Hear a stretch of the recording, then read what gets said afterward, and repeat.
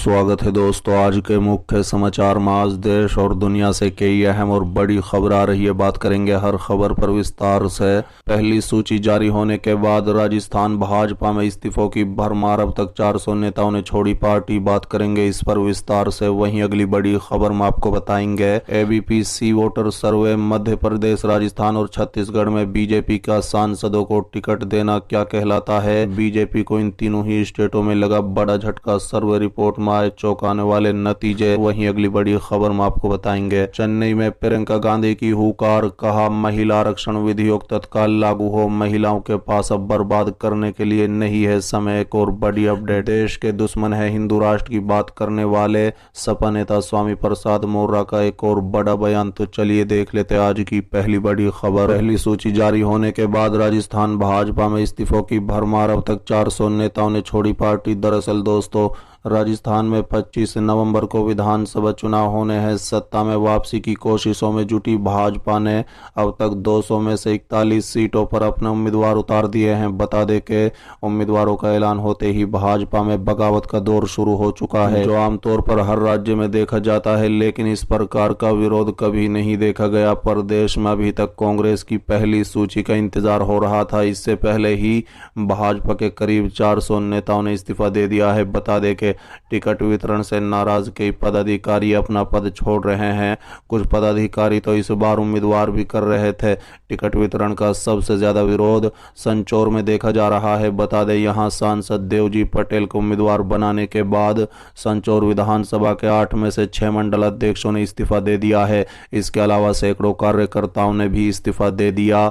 इसके बाद सबसे ज्यादा विरोध कोटपुतली और झोड़वाड़ा सीट पर भी हो रहा है। वहीं देवली उनाइरा से विजय बैंसला को टिकट देने का भी विरोध हो रहा है। बता दें, पार्टी पदाधिकारियों ने आरोप लगाया कि संचौर से देवजी पटेल को उम्मीदवार बनाया गया है। वो पहले से 3 बार सांसद रह चुके हैं। पार्टी ने टिकट वितरण में मंडल अध्यक्षों की राय को तवज्जो नहीं दी। बगावत थमने के लिए पार्टी ने जिला स्तर पर डैमेज समिति का गठन किया है। इसके अलावा राज्य स्तर पर भी केंद्र मंत्री कैलाश चौधरी के नेतृत्व में समिति का गठन किया गया है। बता दें कि पहली सूची की 41 सीटों में से 20 पर कार्यकर्ता और स्थानीय नेता टिकट वितरण का विरोध कर रहे हैं। अब ऐसे में माना जा रहा है कि पार्टी दूसरी सूची में वसुंधरा गुट के नेताओं को भी टिकट दे सकती है। वहीं भाजपा की दूसरी सूची 18 अक्टूबर से पहले जारी हो सकती है। चलिए अगली खबर है बीपीसी वोटर सर्वे, मध्य प्रदेश, राजस्थान और छत्तीसगढ़ में भाजपा को लगा बड़ा झटका, सर्वे के जवाब ने चौंकाया। दरअसल दोस्तों, 5 राज्यों में होने वाले विधानसभा चुनाव की तारीखों की घोषणा हो चुकी है। इसके साथ ही सभी पार्टियां तैयारियों में जुट गई हैं। इसी बीच एबीपी न्यूज के लिए सी वोटर ने सर्वे किया है। बता दें कि इस सर्वे में जनता से पूछा गया कि क्या मध्य प्रदेश, राजस्थान और छत्तीसगढ़ चुनाव में बीजेपी के सांसदों को टिकट देना मास्टर स्ट्रोक है। बता दें कि बीजेपी ने विधानसभा चुनाव के लिए सांसदों और मंत्रियों को मैदान में उतारने की रणनीति अपनाई है। इसके लिए उसने कई केंद्रीय मंत्री और सांसदों को टिकट दिया है। इस बीच रविवार 15 अक्टूबर को कांग्रेस ने छत्तीसगढ़, तेलंगाना और मध्य प्रदेश में होने वाले विधानसभा चुनाव के लिए उम्मीदवारों की पहली लिस्ट जारी की।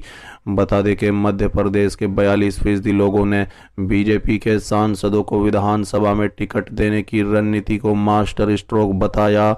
वहीं 48% जनता इसे मास्टर स्ट्रोक नहीं मानती, जबकि 10% लोग इस पर कोई जवाब नहीं दे सकते। वहीं राजस्थान में 50% लोगों ने इसे मास्टर स्ट्रोक बताया, जबकि 39% लोग इस बात से सहमत नहीं हैं। 11% लोग इस पर कुछ नहीं कह सकते। बता दें कि छत्तीसगढ़ की 40% जनता ने सांसदों को विधानसभा में उतारने का बीजेपी का फैसले को मास्टर स्ट्रोक बताया। वहीं 40% लोगों ने इससे इत्तेफाक नहीं किया, जबकि 14% जनता इस पर अपनी राय नहीं दे सकती। चलिए अगली खबर, देश के दुश्मन है हिंदू राष्ट्र की बात करने वाले सपा नेता स्वामी प्रसाद मौर्य का एक और विवादित बयान। दरअसल दोस्तों, समाजवादी पार्टी के नेता स्वामी प्रसाद मौर्य ने एक बार फिर बड़ा बयान दिया है। हिंदू राष्ट्र और देश के विभाजन पर दिए गए उनके इस बयान पर राजनीतिक विवाद शुरू हो सकता है। बता दें कि यूपी के बांदा में मौर्य ने देश के बंटवारे के लिए मुस्लिम लीग के नेता जिन्ना को नहीं बल्कि हिंदू महासभा के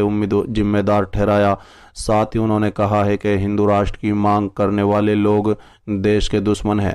मोर्रा ने कहा है कि भारतीय संविधान कहता है कि देश में जनस्थान, लिंग, जाति और आस्था के आधार पर किसी के साथ भेदभाव नहीं किया जा सकता।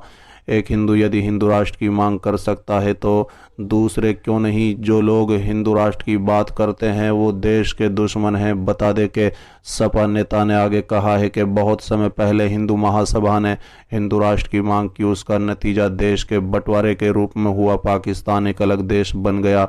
उन्होंने कहा है कि भारत और पाकिस्तान का विभाजन जिन्ना की वजह से नहीं हुआ, बल्कि हिंदू महासभा ने दो देश की मांग की थी, जिसके बाद देश का विभाजन हुआ है। बता दें कि सपा नेता पहले भी हिंदू धर्म और रामचरितमानस को लेकर विवादित बयान दे चुके हैं। कुछ दिन पहले हरदोई के कार्यक्रम में सपा नेता ने कहा है कि हिंदू एक फारसी शब्द है जिसका मतलब होता है चोर, नीच। हम जिसको हिंदू धर्म मानते हैं वो धर्म ही नहीं है, ये धर्म कैसे हो सकता है? उन्होंने कहा है कि अगर हिंदू धर्म होता तो सभी को बराबरी का दर्जा मिलता। हिंदू राष्ट्र की मांग भी संविधान विरोधी है और ऐसा करने वाले देशद्रोही है। बता दें कि मोर्रा रामचरितमानस पर भी सवाल उठा चुके हैं। उन्होंने कहा है कि रामचरितमानस एक धार्मिक ग्रंथ है, गाली कभी धर्म का हिस्सा नहीं हो सकती। अपमान करना किसी धर्म का उद्देश्य नहीं होता। जिन पाखंडियों ने धर्म के नाम पर पिछड़ों, महिलाओं को अपमानित किया, नीच कहा, वो अधर्मी है। किसने कहा रामचरितमानस धार्मिक ग्रंथ है? तुलसीदास जी ने तो नहीं कहा।